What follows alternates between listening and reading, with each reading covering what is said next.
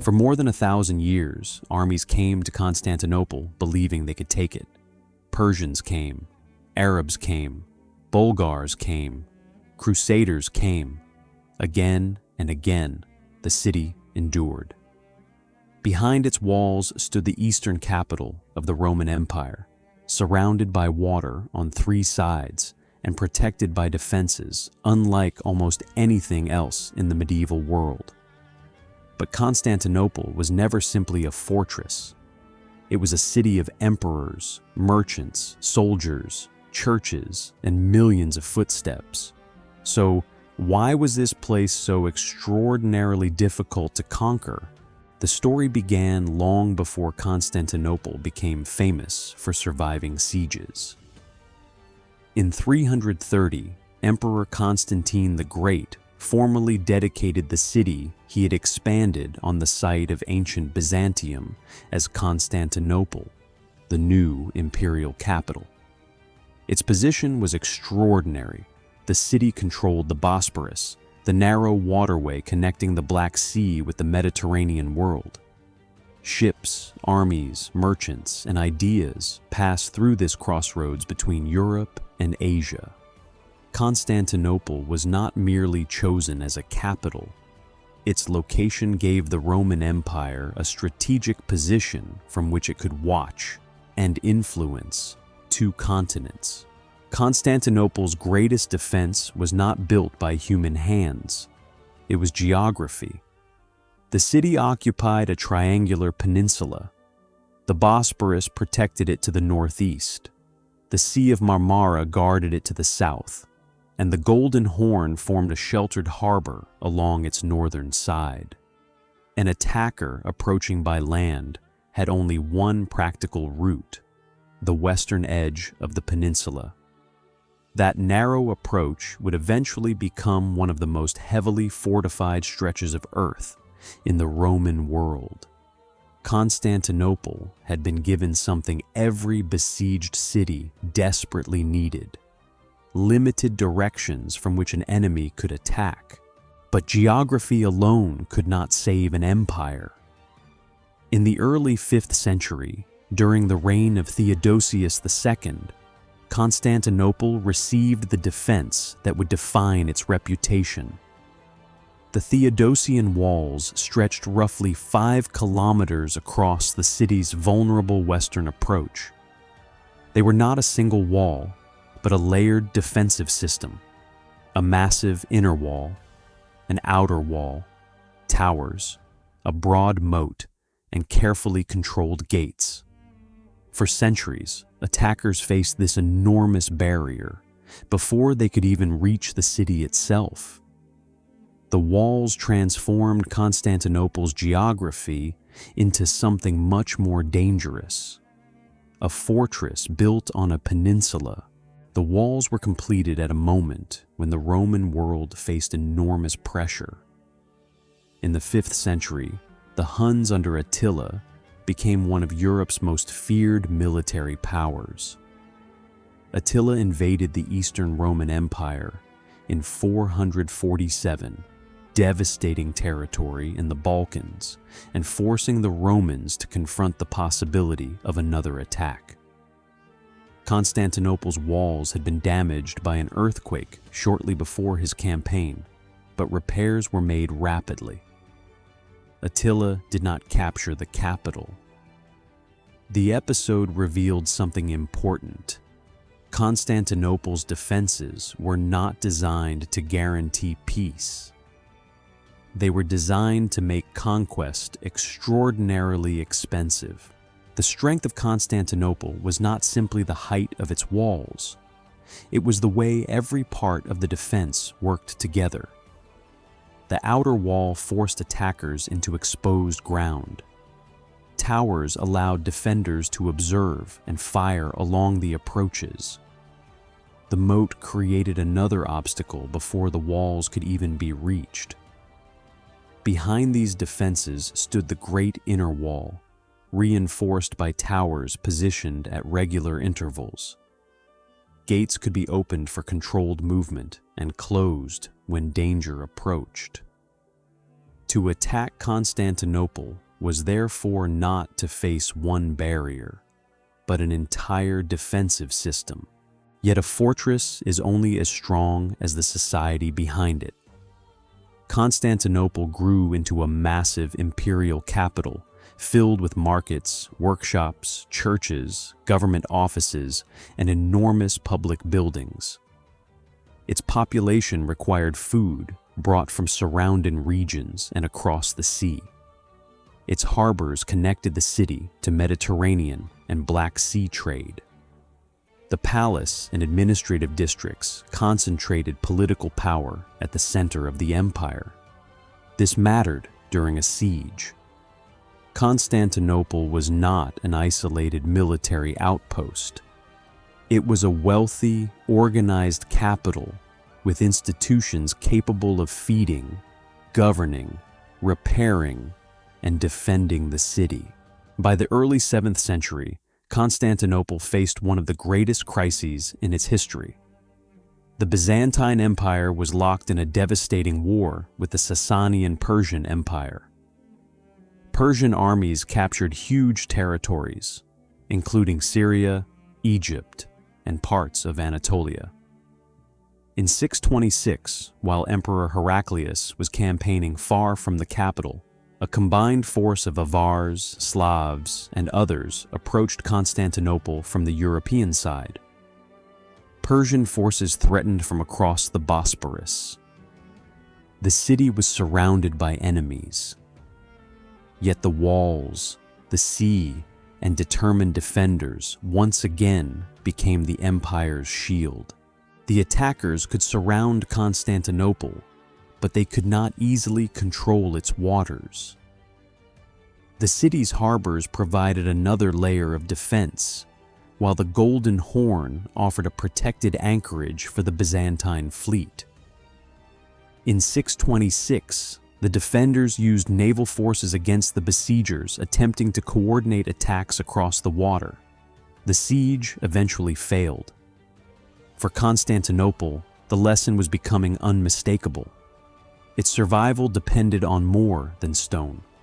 Land defenses, ships, geography, supplies, and military coordination formed a single system. An enemy might overcome one element.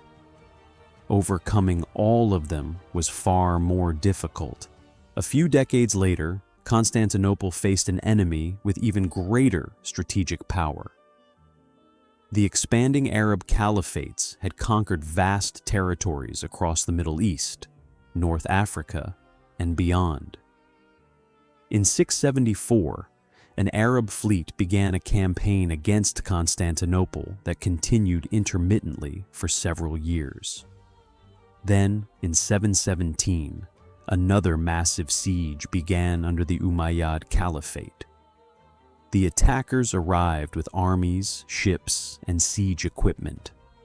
The Byzantine Empire was under immense pressure, but Constantinople possessed something its enemies could not easily reproduce: a combination of formidable walls, maritime defenses, strategic geography, and a weapon whose reputation would become legendary. The weapon was known to the Byzantines as a closely guarded secret, and later generations would call it Greek fire. Its exact composition remains uncertain. Byzantine sources describe a substance that could burn on water and was projected from specialized devices, particularly against enemy ships. During the siege of 717 to 718, Byzantine naval forces used incendiary weapons against the besieging fleet. The effect was devastating. But Greek fire was not a magical solution, and historians still debate precisely how it was manufactured. What is certain is that Byzantine control of incendiary technology gave Constantinople a powerful advantage at sea. But Constantinople's greatest weapon may have been less spectacular. It was endurance. The Arab army that surrounded the city faced a brutal winter in Thrace. Supplies became increasingly difficult to maintain.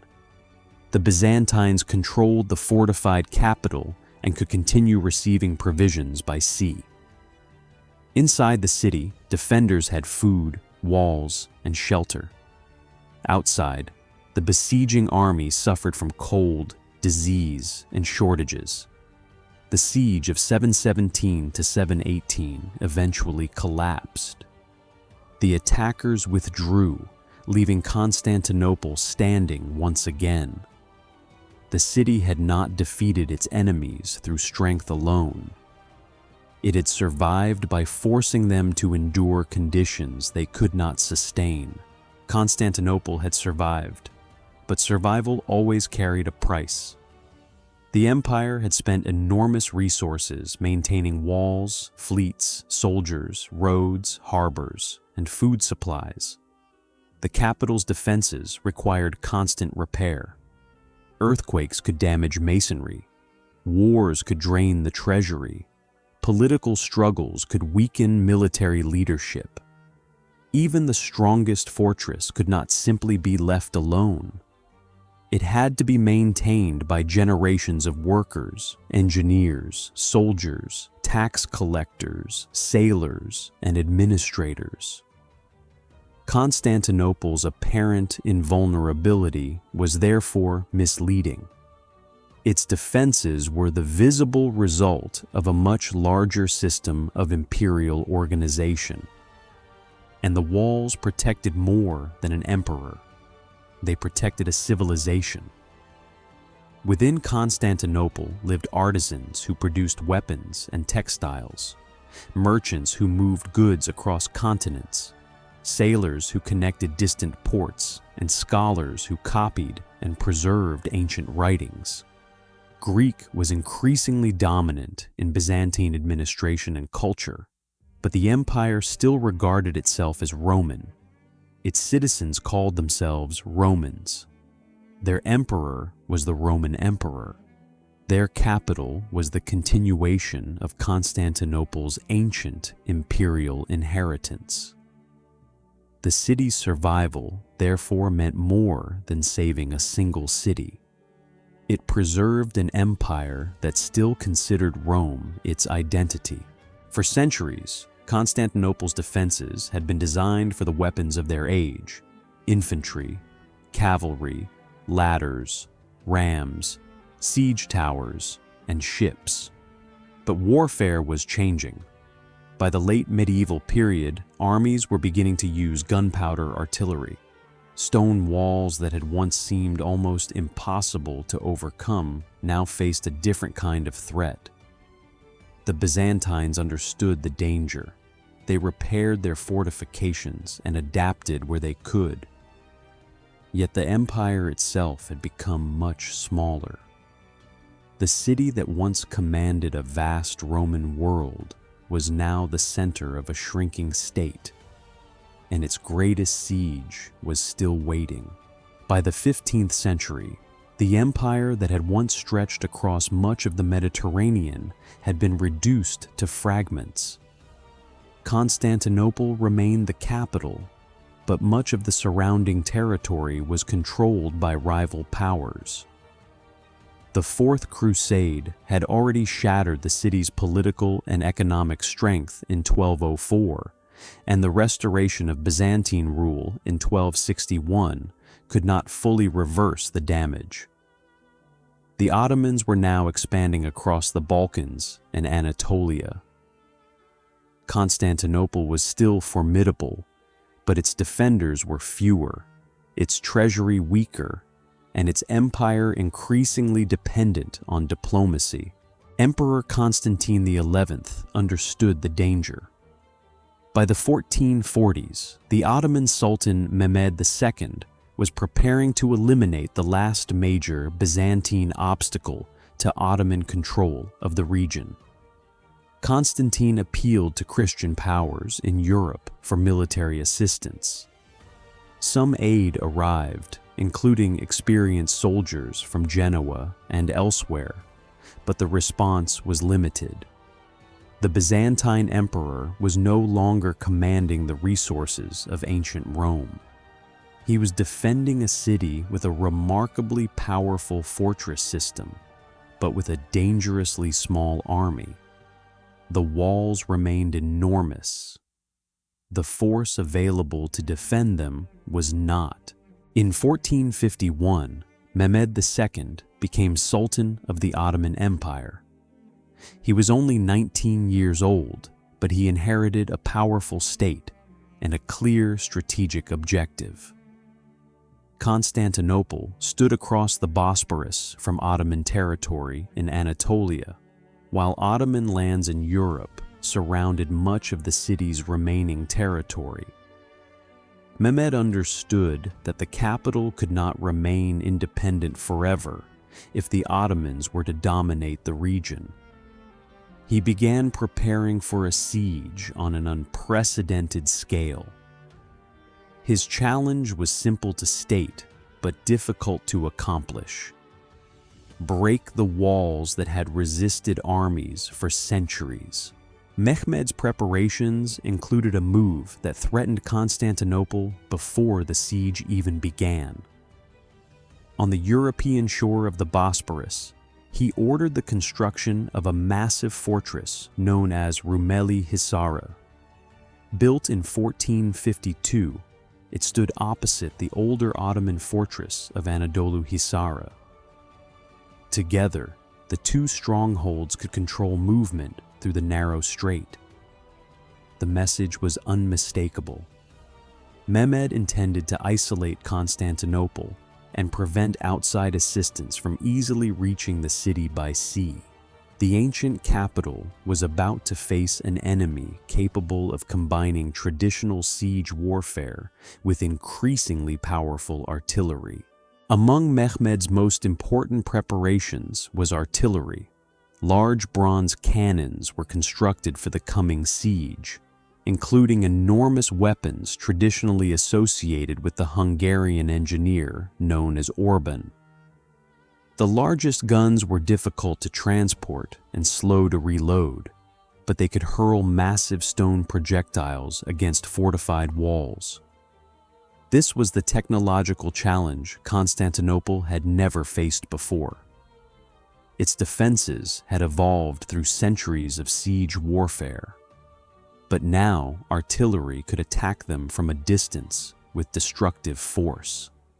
The question was no longer whether the walls were strong. It was whether they were strong enough for a new age of war. By April 1453, Constantinople was preparing for the siege everyone feared. Inside the city were Byzantine soldiers, local defenders, sailors, and several hundred experienced Western fighters, including Genoese troops. Their numbers were tiny compared with the Ottoman army outside. Constantine XI took personal responsibility for the defense.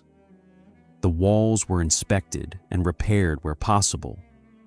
Weapons were distributed. Food was gathered.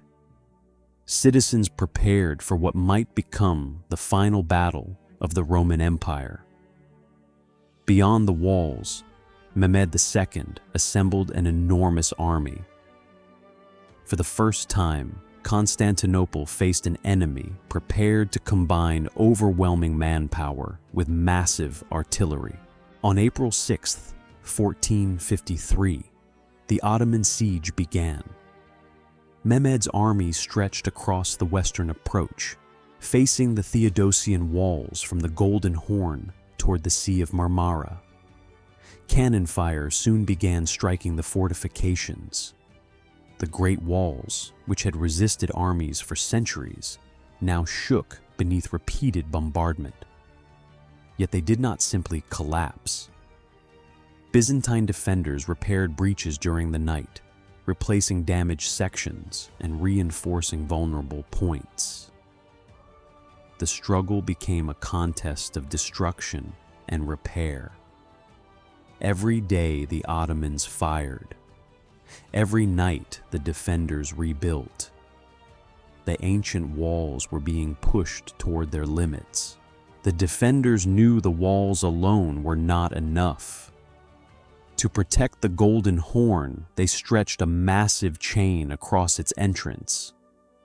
It was designed to prevent Ottoman ships from entering the sheltered harbor. The strategy worked. Ottoman vessels could not simply sail through the barrier, but Mehmed was willing to solve the problem in an extraordinary way. Instead of attacking the chain directly, Ottoman forces transported ships over land and into the Golden Horn. The operation bypassed the barrier and suddenly placed Ottoman vessels behind one of Constantinople's major naval defenses. As the siege continued, artillery created increasingly serious breaches. The defenders worked constantly to repair them, sometimes building temporary earthworks and wooden barriers behind damaged sections. But the bombardment changed the nature of the battle. The Theodosian Walls had been designed for a world of ladders, rams, towers, and infantry assaults. Cannonballs could strike from farther away and repeatedly weaken masonry. Still, the walls did not surrender easily. Ottoman troops attacking the breaches met determined resistance. The old Roman fortifications were battered, repaired, and battered again. Their strength had become a contest of endurance. By late May, the situation inside Constantinople had become desperate. The city was running out of defenders and supplies. The walls had suffered enormous damage. On May 28th, preparations for the final assault were underway. Inside the city, religious ceremonies and prayers accompanied the final hours. People understood that the siege had reached its end. On the other side of the walls, Mehmed's army prepared for the largest assault yet. After more than 1,000 years of Roman and Byzantine history, Constantinople stood between two worlds: the medieval Roman past behind its walls, and the expanding Ottoman future waiting outside them. Before dawn on May 29th, 1453, the Ottoman assault began. Waves of troops moved toward the battered defenses, while artillery continued pounding the walls. The first attacks were intended to exhaust the defenders. Ottoman soldiers pushed toward the breaches, only to be driven back. Then came larger and better organized assaults. Byzantine and Genoese defenders fought from the walls and behind improvised barricades. For hours, the struggle remained uncertain. The ancient fortifications were damaged, but they were still holding. Then a critical weakness appeared near the land walls, and the balance began to change. The decisive moment came near the Kirka Porta, a small gate in the city's land defenses. Historical accounts disagree about exactly what happened there, and modern historians debate its precise role in the final battle. What is clearer is that Ottoman forces eventually penetrated the defensive line, while Byzantine defenders were under enormous pressure. At another critical point, the Genoese commander Giovanni Giustiniani was seriously wounded and withdrew from the fighting. His departure damaged the defense at a crucial moment. Constantine XI remained, but the city was no longer capable of stopping the Ottoman assault everywhere. As Ottoman soldiers entered the city, organized resistance collapsed. Constantine XI disappeared into the fighting and was killed, according to the historical tradition, although the exact circumstances of his death remain uncertain. Ottoman troops moved through Constantinople as the city fell. After the siege, Mehmed II entered the conquered capital and claimed it for the Ottoman Empire. The city that had resisted countless enemies for more than 1,000 years was no longer the capital of the Roman Empire. Constantinople had finally been conquered, not because its walls were insignificant, but because the world of warfare surrounding them had changed. Mehmed II did not destroy Constantinople. He intended to make it the center of his own empire. The Ottoman Sultan entered the city and soon began transforming it into an imperial capital. The conquest changed the city's political identity, but much of its physical landscape remained. Hagia Sophia became a mosque. Ottoman administrators, soldiers, merchants, and settlers arrived. The city gradually developed into Istanbul, the center of an empire that would dominate the region for centuries. The fall of Constantinople was therefore not simply an ending. It was also the beginning of a new imperial chapter. So why had Constantinople remained unconquered for so long? There was no single answer. Its location limited the directions from which enemies could attack. Its walls were among the most sophisticated fortifications of the ancient and medieval worlds. Its harbors and fleets protected its waters. Its rulers used diplomacy to divide enemies and secure allies. Its administrators gathered taxes and organized supplies, and its defenders repeatedly repaired what war destroyed. The city survived because geography, engineering, economics, military organization, and political strategy reinforced one another. Constantinople was powerful not because of one perfect defense, but because many defenses worked together. The first defense of Constantinople was always its position. The city stood where the Bosporus narrowed the movement between two seas and two continents. Whoever controlled Constantinople could influence the passage between the Black Sea and the Mediterranean. But that same geography made the city difficult to surround completely. Attackers approaching from land had to concentrate their forces against the western side, while naval attackers faced currents, fortified harbors, and Byzantine fleets. Geography did not make Constantinople invincible. It simply forced every enemy to solve several different military problems at once. The walls themselves were part of a much older Roman tradition of military engineering.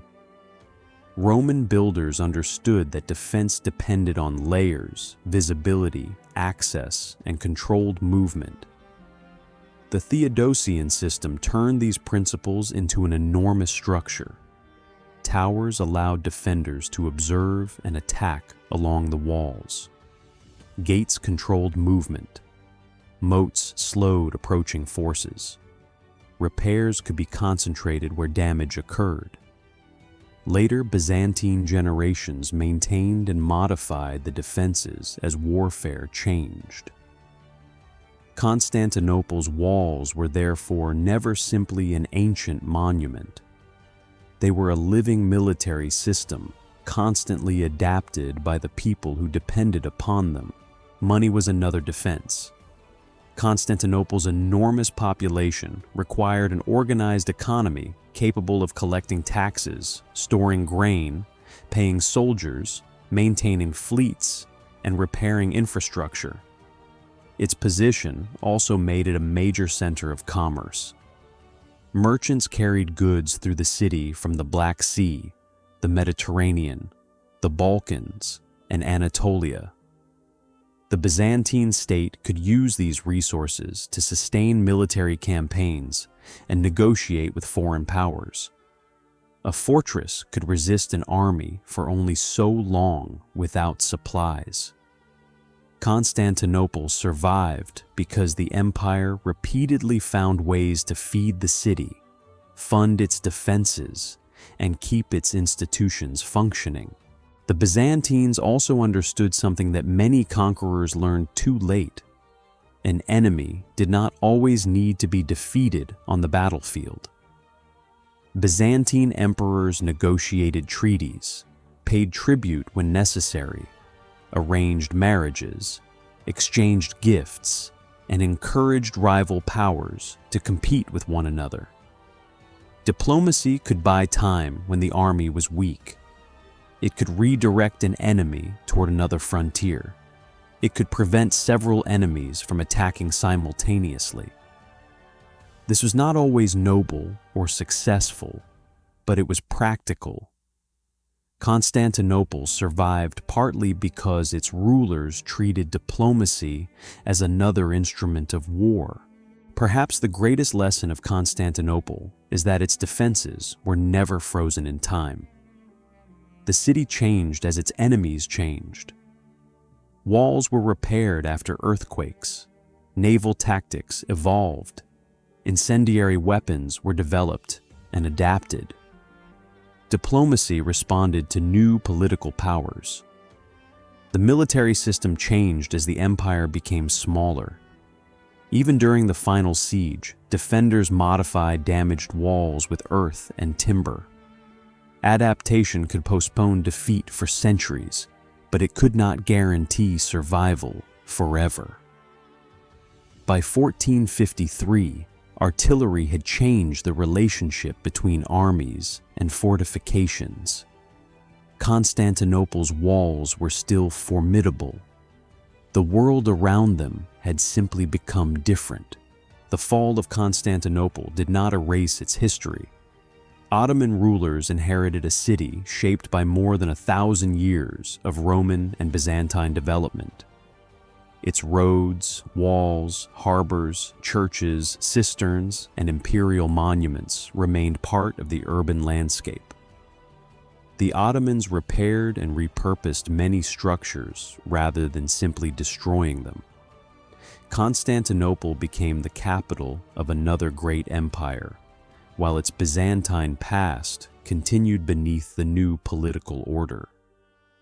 The conquest had ended the Byzantine Empire, but it did not end the city's importance. Constantinople remained one of the world's great imperial centers. Today, parts of the Theodosian Walls still stand across modern Istanbul. They have survived earthquakes, neglect, reconstruction, and centuries of urban change. Their stones no longer face armies preparing for siege. Instead, they stand beside roads, neighborhoods, parks, and modern buildings. Yet the basic shape of the ancient defensive system remains visible. Visitors can still trace sections of the walls and imagine the scale of the fortifications that once protected Constantinople. Archaeology and surviving architecture allow historians to reconstruct how the defenses developed and why they mattered so much to the city's survival. It is tempting to remember Constantinople simply as the city with the great walls. But the walls were only the visible edge of a much larger achievement. Behind them stood an empire that preserved Roman law and government, developed a distinctive Christian culture, connected distant economies, and adapted to centuries of political change. Its armies defended frontiers that constantly shifted. Its emperors negotiated with enemies who sometimes seemed overwhelmingly powerful. Its people rebuilt after disasters. Constantinople survived because stone, sea, money, institutions, and human determination reinforced one another. For centuries after the Western Roman Empire disappeared, Constantinople remained the center of a state whose people still called themselves Romans. Modern historians use the name Byzantine Empire to distinguish this Eastern Roman world, but its inhabitants did not think of themselves as belonging to a separate civilization called Byzantium. They believed they were Romans. their emperors claimed the Roman imperial tradition. Their laws, institutions, and political culture carried that inheritance forward. The survival of Constantinople, therefore, represents something unusual in history, not simply the survival of a city, but the transformation of Roman civilization into something new. The final question is perhaps the most important. If Constantinople had survived so many invasions, why did it fall in 1453? The answer was not that the walls suddenly became weak. The Byzantine state had become much smaller and poorer. Its population and military resources were limited. Western assistance was insufficient. The Ottoman Empire surrounding the city was far more powerful than many of its earlier enemies, and artillery had transformed siege warfare. Constantinople's defenses still mattered. They simply could no longer compensate for the enormous imbalance between the city and the empire outside its walls. When Constantinople fell in 1453, something extraordinary came to an end. The Roman imperial state that had begun centuries earlier had finally disappeared as an independent power. Yet the ending was not sudden in the larger historical sense. The empire had been shrinking for generations.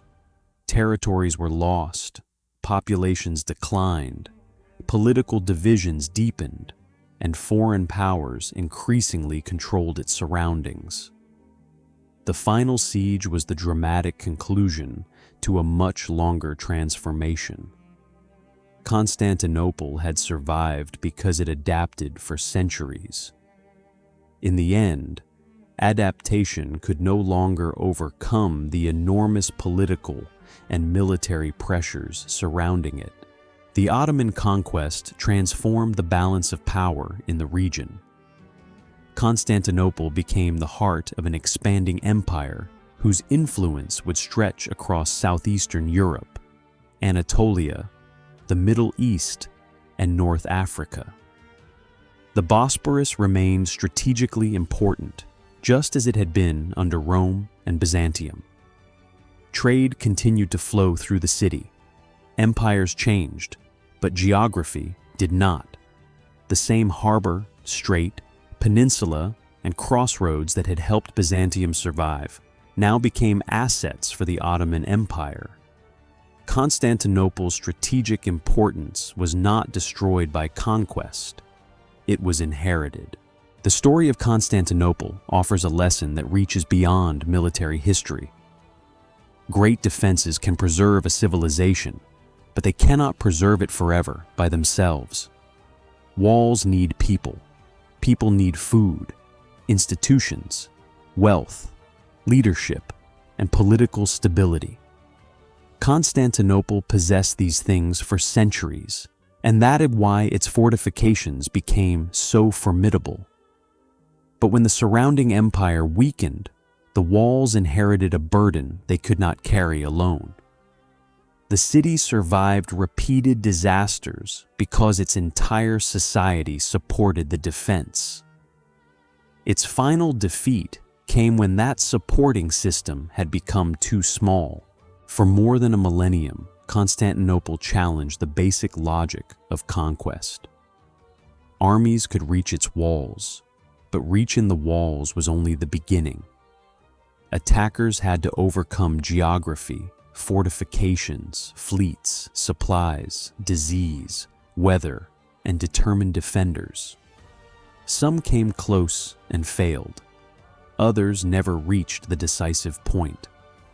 The city survived not because it was impossible to conquer, but because conquering it was extraordinarily difficult under the conditions of its time. That distinction matters. History is rarely shaped by invincibility. More often, it is shaped by the cost an enemy is willing to pay. Today, the surviving walls of Constantinople are quieter than they were in the centuries of empire. No armies gather beyond their towers. No emperor waits for the next siege. Yet the stones remain.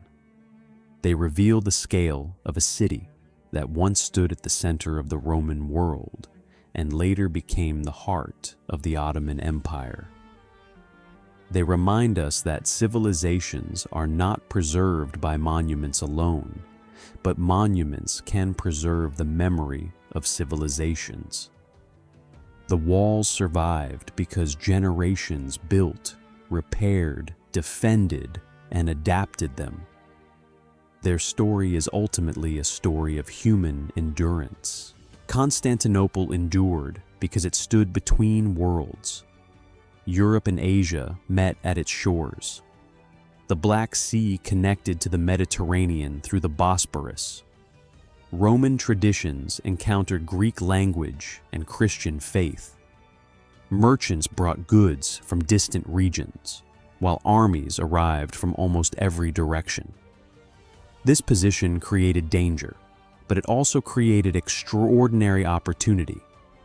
Whoever controlled the city inherited more than walls and palaces. They inherited a crossroads. That is why Constantinople remained important long after the Byzantine Empire disappeared. Its greatest advantage was never something humans could build. It was the geography beneath the city. The story also reveals how technology changes history. Constantinople's walls were among the greatest achievements of ancient military engineering, but they were designed for a particular technological world. When artillery became powerful enough to repeatedly smash massive masonry, the old balance began to shift. The Byzantines adapted, but their resources were limited. Mehmed II did not defeat Constantinople with cannons alone. He combined artillery with ships, infantry, engineering, logistics, and overwhelming numbers. Technology mattered because it was integrated into a larger system.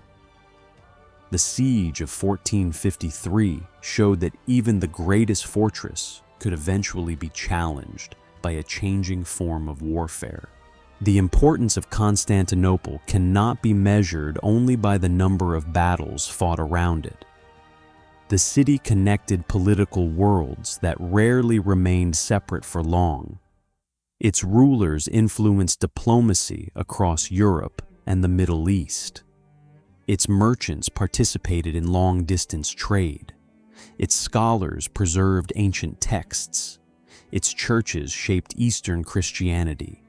Its laws carried forward Roman traditions, and its fall changed the political landscape of southeastern Europe.